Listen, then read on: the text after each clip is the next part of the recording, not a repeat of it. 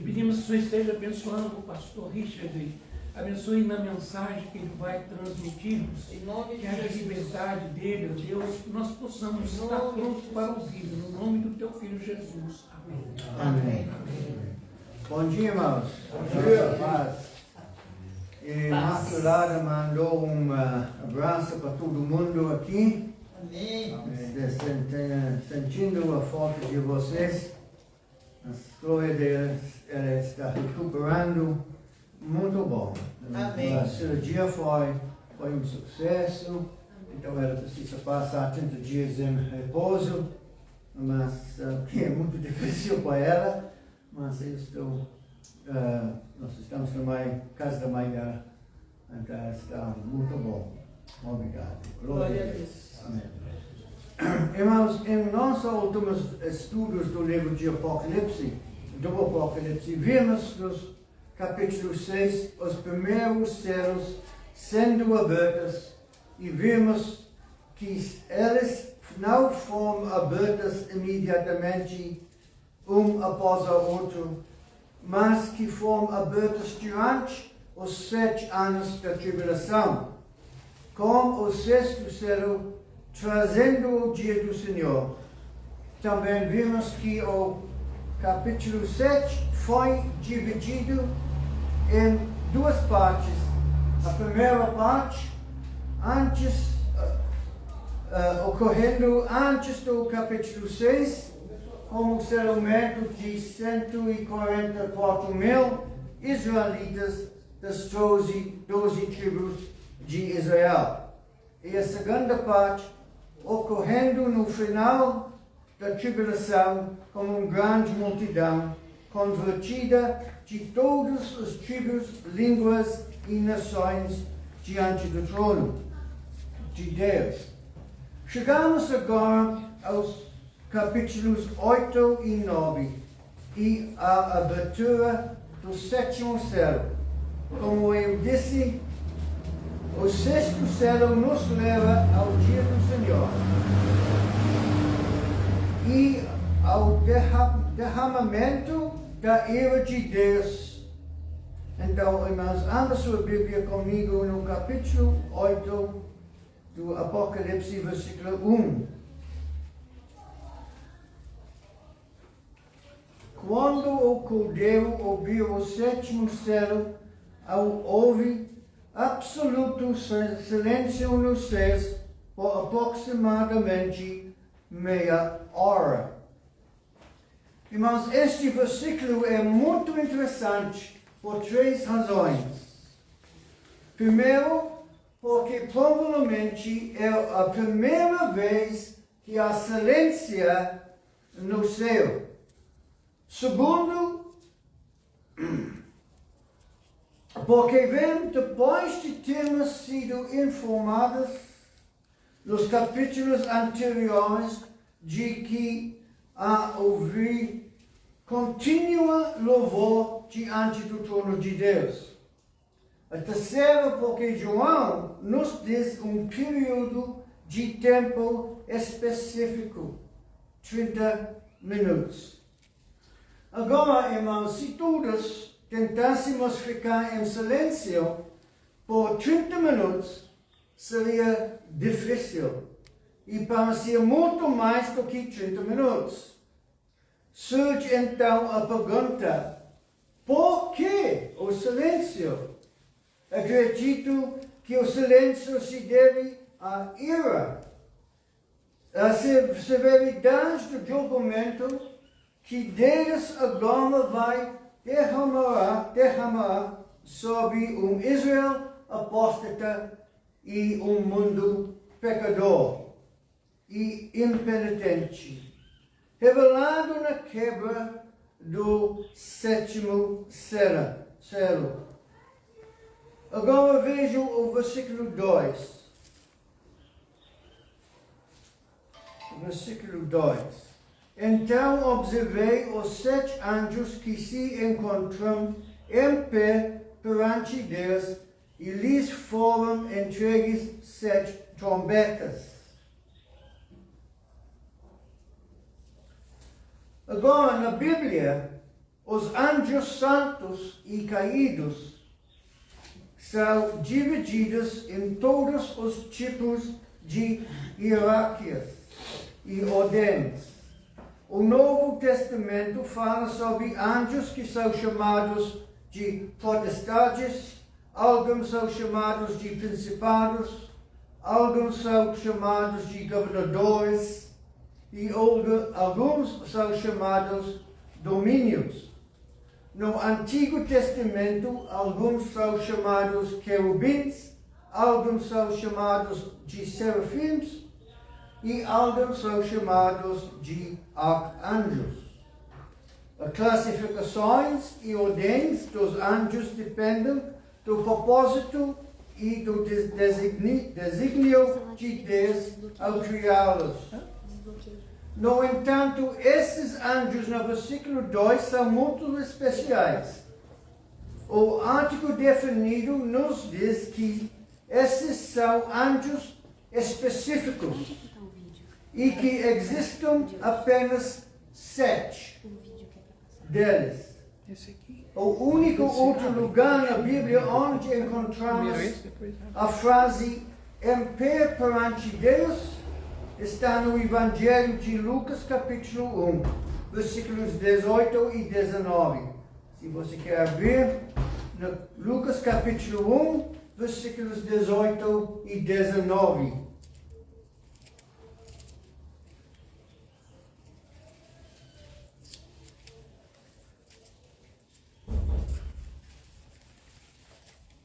Então Zacarias indagou do anjo: como poderei certificar-me disso?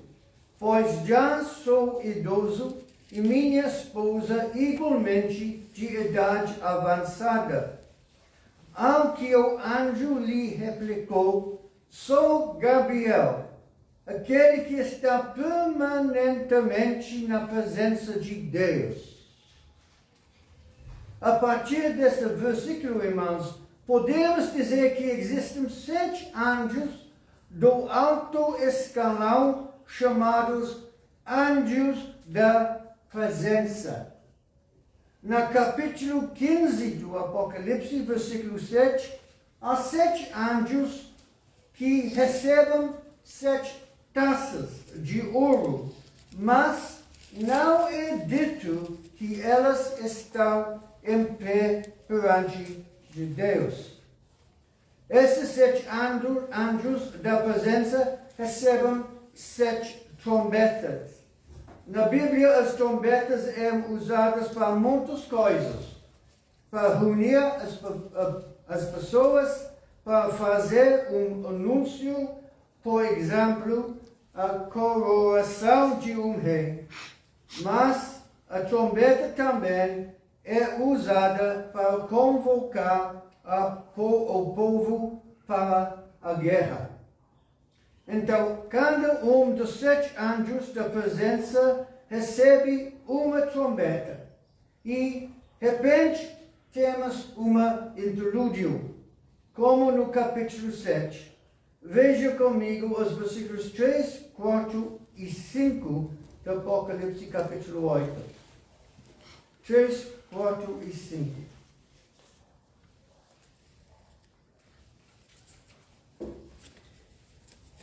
Aproximou-se um outro anjo e se colocou em pé junto ao altar, portando um incensário de ouro.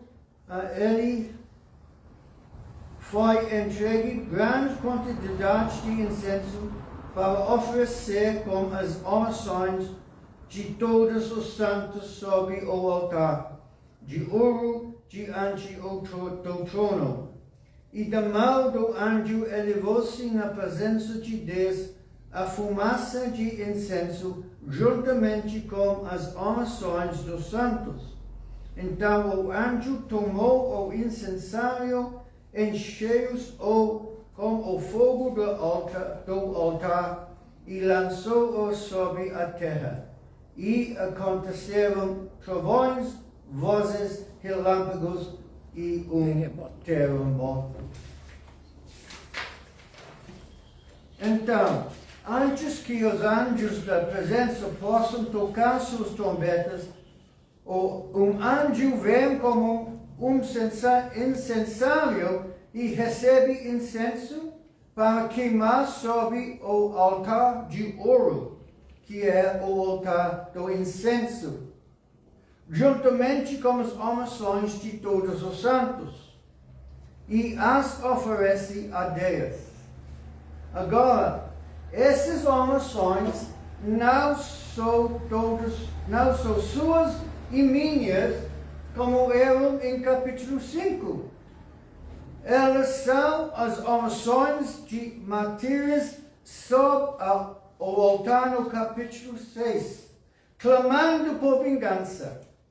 Então o anjo pega o incensário cheio de incenso e as orações e tira fogo do altar de bronze, onde são feitas as sacrifícios queimadas, que representa o julgamento, e jogo-o na terra. E o julgamento final de Deus começa. E o início dos últimos 3 anos e meio da tribulação, conhecida como a Grande Tribulação.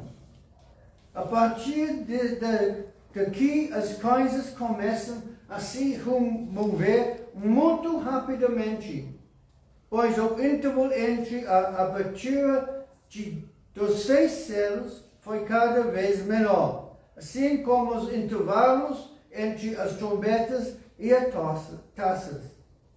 Hoje quero examinar rapidamente as 4 primeiras trombetas e me concentrar na 5ª trombeta. Em sermões futuros examinaremos as trombetas 6 e 7.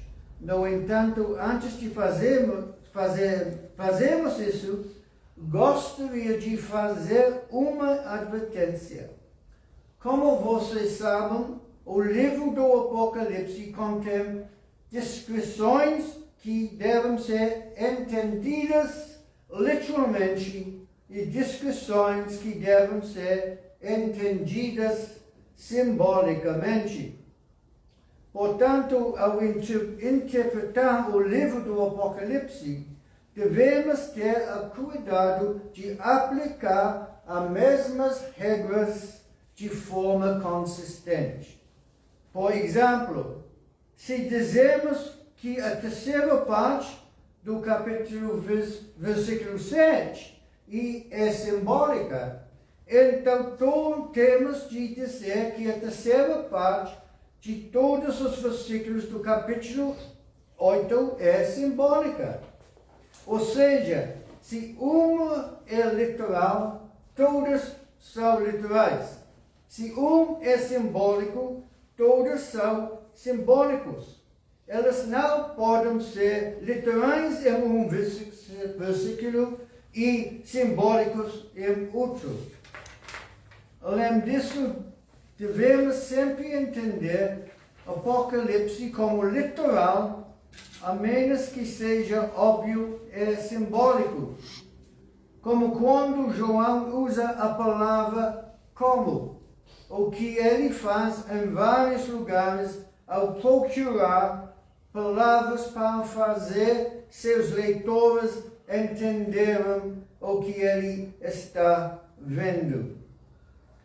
Dito isso, vamos dar uma olhada nas trombetas. Abram suas Bíblias comigo no capítulo 8 do Apocalipse e vamos ler de versículo 6 até o versículo 12 do capítulo 9. E aconteceu que os 7 anjos que estavam com as 7 trombetas prepararam-se para tocá-las. O primeiro anjo tocou a sua trombeta e ocorreu grande precipitação de granizo e fogo misturado com sangue, as quais foram lançados sobre a terra. E assim terceiro de toda a terra foi queimado, e também terço das árvores e toda a relva verde resistente. O segundo anjo tocou a sua trombeta, e algo como uma enorme montanha ardendo em chamas foi arremessada sobre o mar. Por esse motivo, terço do mar transformou-se em sangue, e morreu a terça parte das criaturas que vivem no mar. E terço de todas as embarcações foram destruídos. O terceiro anjo tocou a sua trombeta e precipitou do céu uma grande estrela, ardendo em chamas como tocha, sobre terço dos rios e das fontes de águas da terra. E o nome dessa estrela é Absinto. Portanto, terço de toda a água potável da terra tornou-se amarga, e multidões morreram pela ação nefasta das águas que foram envenenadas. O quarto anjo tocou a sua trombeta, e terço do sol foi ferido, bem como a terça parte da lua e das estrelas, e de maneira que terço delas se escureceu completamente. Assim, terço do dia ficou sem luz, e também terço da noite. Enquanto eu admirava esses acontecimentos, houve uma águia que planava pelo meio do céu, grasnindo em alta voz: ai, ai, ai, dos que habitam sobre a terra, por causa dos toques das trombetas que estão prestes a ser entoados pelos três próximos anjos. Então o quinto anjo soou a trombeta, e observei uma estrela que havia caído do céu sobre a terra. Aquela estrela foi entregue a chave do poço do abismo. Assim que ela abriu o poço do abismo, subiu dele fumaça como o de uma colossal fornalha. O sol e o céu escureceram como a fuligem que saia do abismo. Desta fuligem sairão gafanhotos que vieram sobre a terra. Lhes foi concedido poder como os dos escorpiões da terra. Contudo, elas receberam ordens para não causar dano nem à relva da terra, nem a qualquer planta ou árvore, mas tão somente aqueles que não haviam recebido o selo de Deus em suas fontes. Não lhes foi concedido poder para matá-los, mas para provocar-lhes tormentos durante 5 meses. E a aflição que eles sofreram era como causado pelo pecado do escorpião. Assim, naqueles dias, as pessoas procurarão a morte. Todavia não a encontrarão, desejarão morrer, mas a morte fugirá deles. O aspecto dos gafanhotos fazia lembrar cavalos preparados para a batalha. Tinha sobre a cabeça algo como coroas de ouro, e o semelhante deles era semelhante ao rosto humano. Os cabelos deles eram parecidos com os cabelos de mulher, e os dentes como aos de leão. Possuíam couraças como armaduras de ferro, e o som de suas asas assemelhava-se ao barulho de muitos cavalos e carruagens, correndo em direção à batalha. Tinha também caudas e ferrões como de escorpiões, e em suas caudas carregavam a capacidade de provocar tormentos à humanidade por 5 meses. E havia um rei sobre elas, o anjo do abismo, cujo nome em hebraico é Abaddon e em grego Apolion. Portanto, o primeiro dos ais já passou, contudo, outros 2 ainda estão por vir.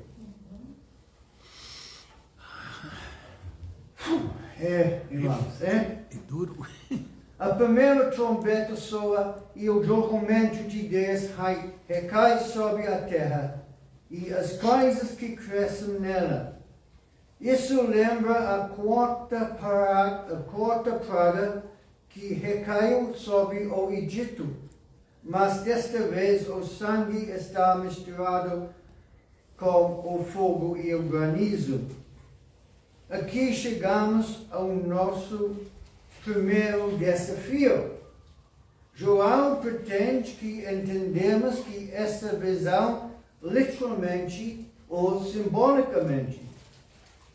Eu não vejo razão para não entendê-la literalmente. A Bíblia deve sempre ser interpretada literalmente antes de ser interpretada de qualquer outra forma. A segunda trombeta soa e o julgamento de Deus recai sobre os oceanos e as coisas que vivem no mar. Agora aqui João nos diz que não devemos interpretá-lo literalmente. Ele diz como se fosse uma grande montanha, ou, como diz uma tradução, algo como uma grande montanha. O que poderia ser isso? Gostaria de sugerir que poderia ser uma erupção vulcânica, com lava fluindo para o mar, que poderia ser o mar Mediterrâneo. A terceira trombeta soa e o julgamento de Deus não afeta apenas a natureza, mas pela primeira vez também as pessoas que vivem na terra. Agora, o que poderia ser essa estrela cadente, chamado absinto, que significa amargo? Ela é chamada de absinto porque faz com que um terço da água doce da terra se torne amarga. Então, o que é essa estrela? Bem, quando um meteorito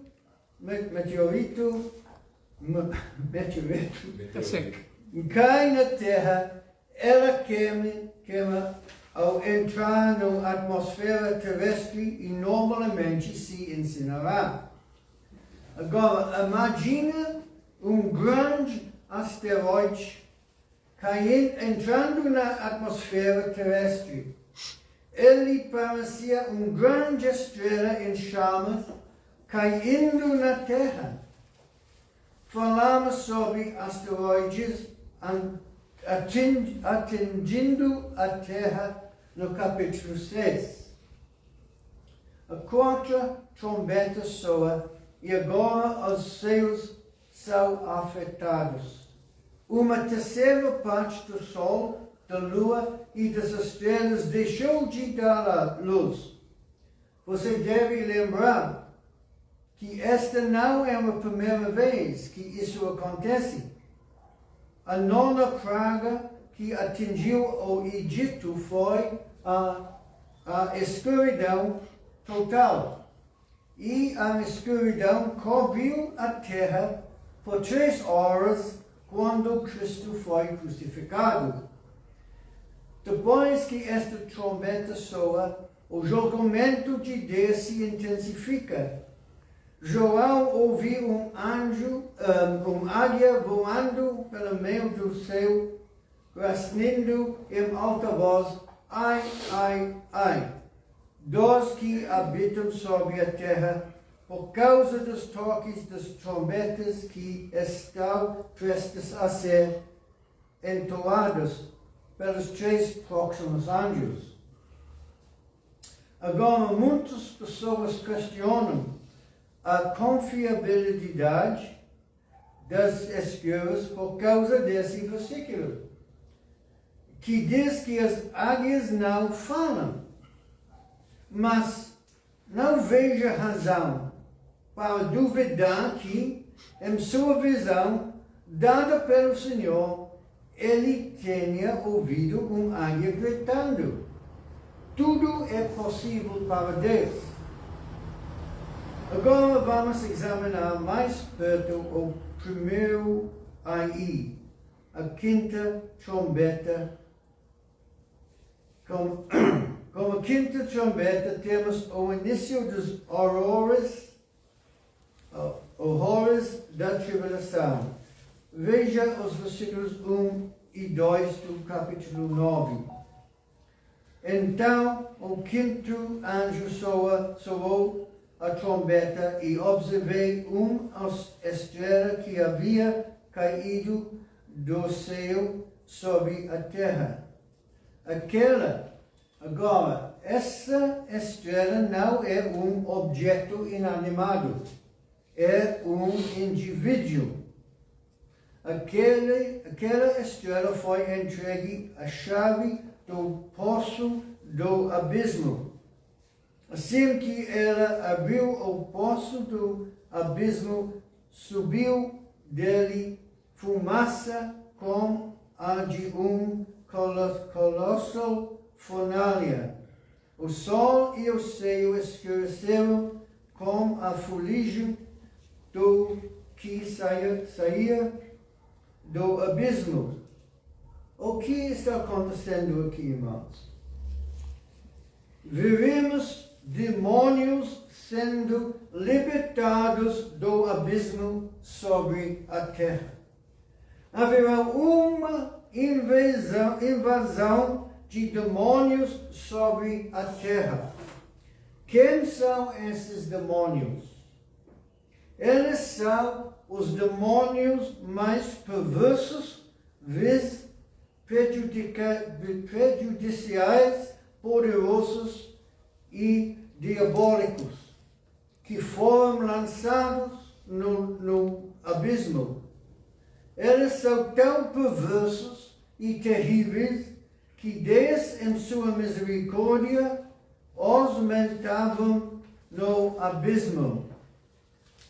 Acredito que esses demônios são aqueles que Pedro fala em 2 Pedro, capítulo 4, versículo 2, capítulo 2, versículo 4. 2 Pedro, capítulo 2, versículo 4.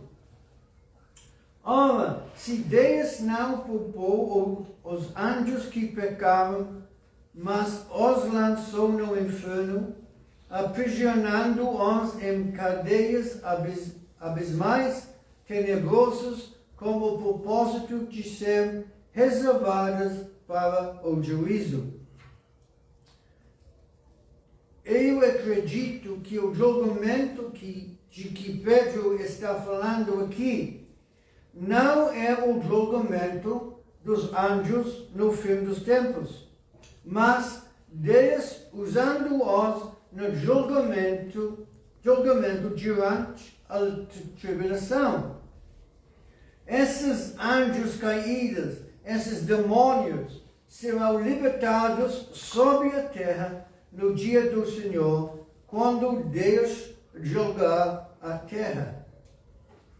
No entanto, primeiro temos que responder a pergunta: quem é essa estrela caída a quem foi dada a chave do abismo?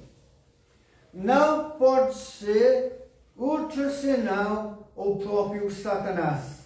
Ele recebeu a chave que libertará seu exército de demônios sobre a terra. Veja os versículos 3 a 11.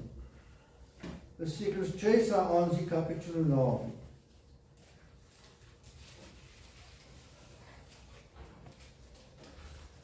Desta fuligem saíram gafanhotos que vieram sobre a terra, e lhes foi concedido poder como os dos escorpiões da terra. Contudo, eles receberam ordens para não causar dano nem à relva da terra, nem a qualquer planta ou árvore, mas tão somente aqueles que não haviam recebido o selo de Deus em suas frontes. Não lhes foi concedido poder para matá-los, mas para provocar-lhes tormentos durante 5 meses. E a aflição que eles sofreram era como a causada pela pecada do escorpião. Assim, naqueles dias as pessoas procurarão a morte, todavia não a encontrarão. Desejarão morrer, mas a morte fugirá deles. O aspecto dos gafanhotos fazia lembrar cavalos preparados para a batalha. Tinha sobre a cabeça algo como coroas de ouro, e o semblante deles era semelhante ao rosto humano. Os cabelos deles eram parecidos com os cabelos de mulher, e os dentes como os de leão. Possuíam couraças como armaduras de ferro, e o som de suas asas assemelhava-se ao barulho de muitos cavalos e carruagens correndo em direção à batalha. Tinha também caudas e ferrões como de escorpiões, e em suas caudas carregavam a capacidade de provocar tormentos à humanidade por 5 meses. E havia um rei sobre elas, o anjo do abismo, cujo nome em hebraico é Abaddon e em grego Apollyon.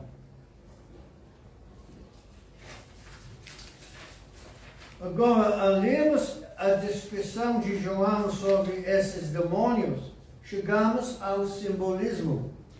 Embora João diga que esses seres demoníacos são gafanhotos, ele está usando a imagem dos gafanhotos para descrever essa horda demoníaca.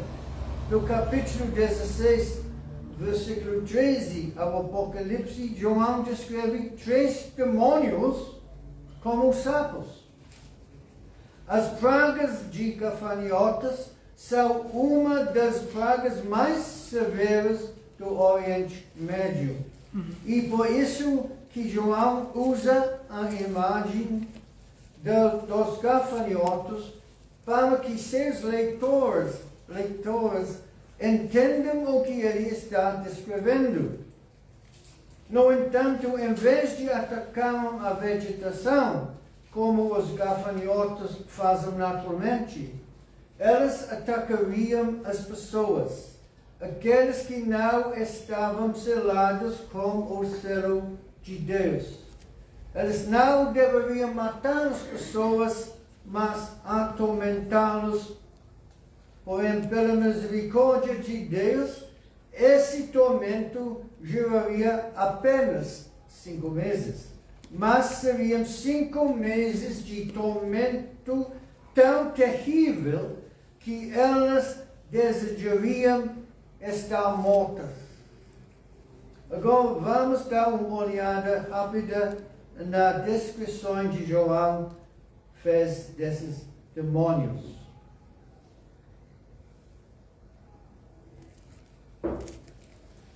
João vê esses demônios aterrorizantes e não sabe bem como descrevê-los, mas faz o possível para seus leitores entendam o que ele está vendo. Ele os descreve como uma tropa de cavalaria pronta para atacar. João não diz que eles usam coroas, mas que em suas cabeças há algo dourado que se parece com coroas, ou que pode se referir aos elmos que os cavaleiros usavam. Embora João os descreva como uma tropa de cavalos prontos para atacar, ele diz que eles tinham o que pareciam ser rostos humanos e cabelos parecidos com os de uma mulher. Essas criaturas que pareciam cavalos, mas também pareciam homens, com cabelos parecidos com os de mulheres, tinham o que pareciam ser dentes de leão.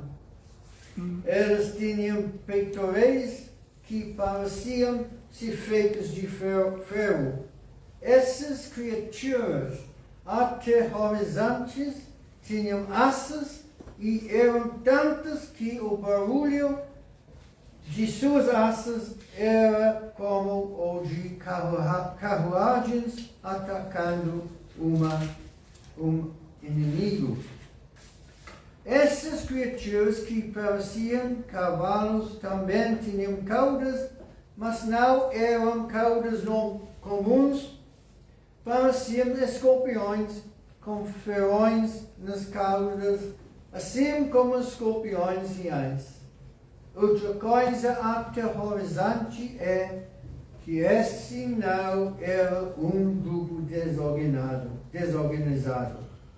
Elas tinham um rei que o comandava, e esse rei era o próprio Satanás.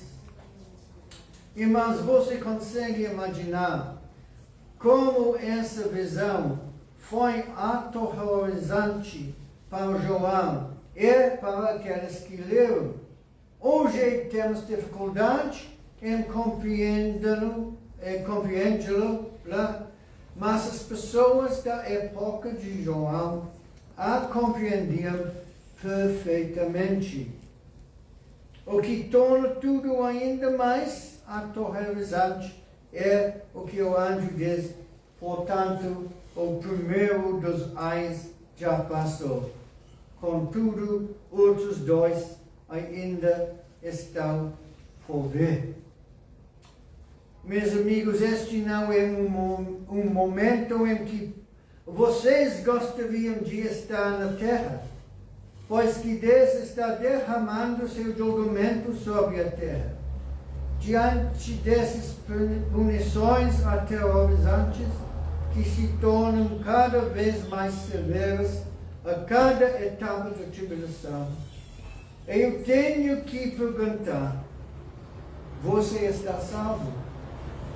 Você está salvo? Você vai participar do arrebatamento? Ou vai ficar aqui e passar por esse tempo terrível conhecido como a grande tribulação? Se você ainda não se arrependeu dos seus pecados, coloque seu fé no Salvador, fé na obra consumada de Cristo na cruz e receba-o como seu Senhor e Salvador. Amém. Eu o exorto a fazer isso hoje, pois o tempo é curto e o arrebatamento está próximo. E além disso, se você morrer esta noite, enfrentaria um destino pior do que a grande tribulação. Passará a eternidade no lago de fogo. Vamos orar. Nosso Deus, nosso Pai, nós agradecemos, Pai, por seu amor, sua misericórdia e sua graça. Nós agradecemos, Pai, por sua palavra que é verdadeira e confiável, e que você colocou na sua palavra todos os avisos dos perigos que está vindo sobre este mundo, sobre o julgamento que você vai derramar sobre todos os ímpios e todos que não arrependeram dos seus pecados. Mas, Pai, nós agradecemos por você providou uma escape para nós, uma maneira que nós podemos escapar deste julgamento. Você deu seu próprio Filho, Jesus Cristo, para morrer na cruz, pagando o preço por todos os nossos pecados. Todos. É verdade. Todos se convertiram no sangue de Jesus. Oh, Pai, obrigado por esta salvação tão maravilhosa, misericordiosa e amorosa. Pai, eu peço agora, eu oro, se alguém está escutando, mesmo agora, que não ainda arrependeu dos seus pecados, que não colocou seu fé na obra consumada de Cristo na cruz, que elas façam agora.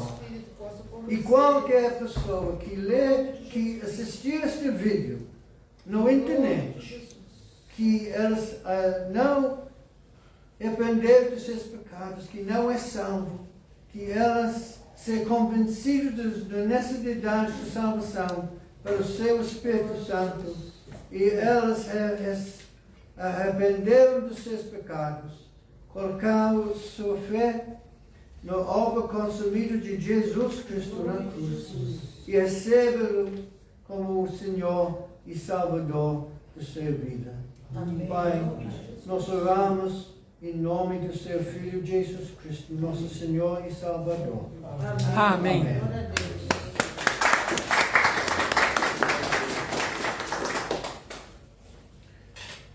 Ainda há tempo, hein?